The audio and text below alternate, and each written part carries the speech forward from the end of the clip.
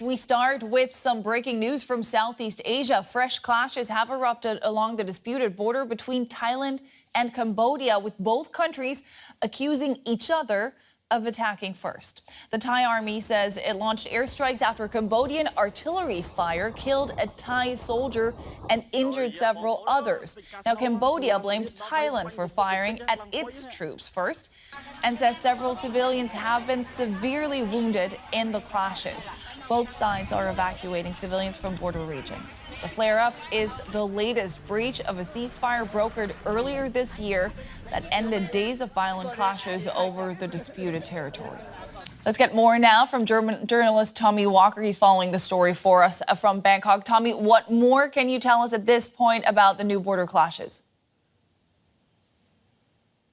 Yes, well, the new border clashes today are by far the worst since the July conflict, and certainly since the October ceasefire brokered by Donald Trump in Malaysia. There has been tensions have been simmering.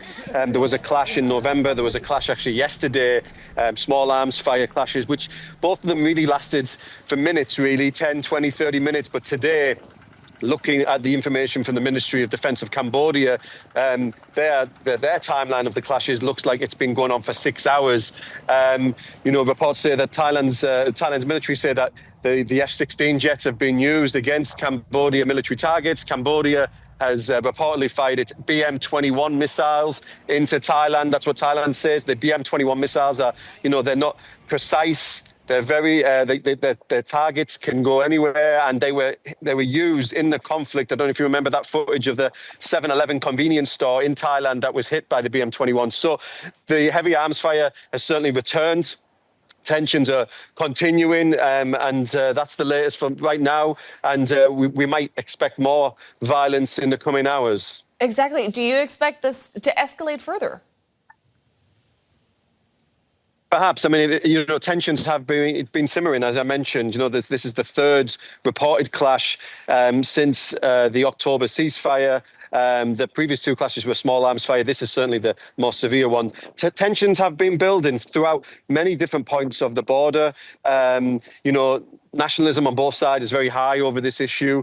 And although we've seen Malaysia Prime Minister Anwar Ibrahim come in and try to de-escalate things, I'm sure we'll hear comment from Donald Trump if reporters ask him the question about it later today about this. Unless this is mediated properly, then the fighting could continue. Tensions are continuing. People at the border are being evacuated right now. So yeah, we'll just have to wait to see what else is going to happen in the coming hours.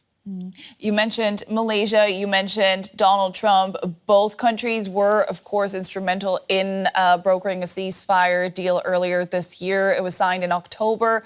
Why does this truce not seem to be holding?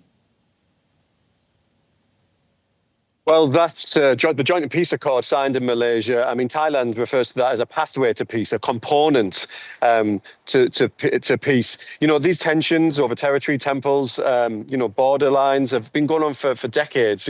Fighting has flared up before July's conflict. As I mentioned, nationalism is high on both sides of this issue. So, a ceasefire agreement signed by the political leaders doesn't necessarily, push that away. It doesn't necessarily erase that.